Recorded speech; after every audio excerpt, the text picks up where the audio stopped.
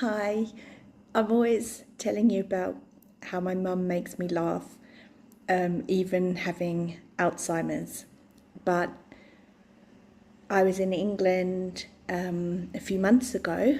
I live in South Africa. My parents, my sister are still in England. So my dad and I were down, now they don't have a big house, but I'll just explain. So we were downstairs in this room.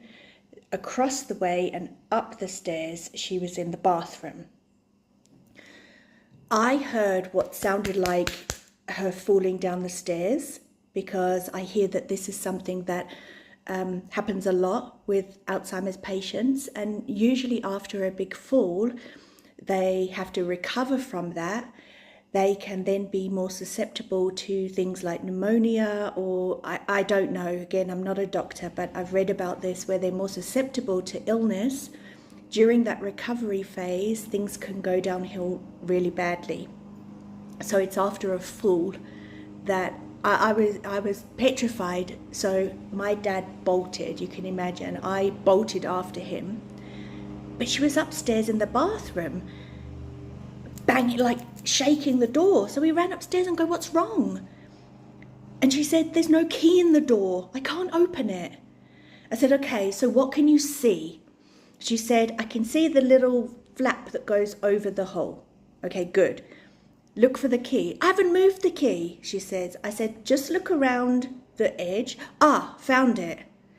"Okay, who put that there?" I said, "Okay, well, put it in the lock and turn it." She did. Fortunately, we didn't have to break the door down. So she came out, she went, "Why did you lock me in the bathroom?" And my dad and I just looked at each other and said, "But the key was that side." "Yes, but I didn't take it out," she said. And I said, I just burst into tears. I just absolutely bawled like a baby. And I sat down and I said, "Why did you accuse us of locking you in when the key was on the inside?" I said, "Mum, logically, how do you think we did it when you had the key? How?" She says, "Oh, I don't know, I was just scared." And that was her way of just dismissing the whole thing. And she was comforting me because I was crying, but it was the first time I'd witnessed the paranoia and what this disease actually does. It just showed me another progression.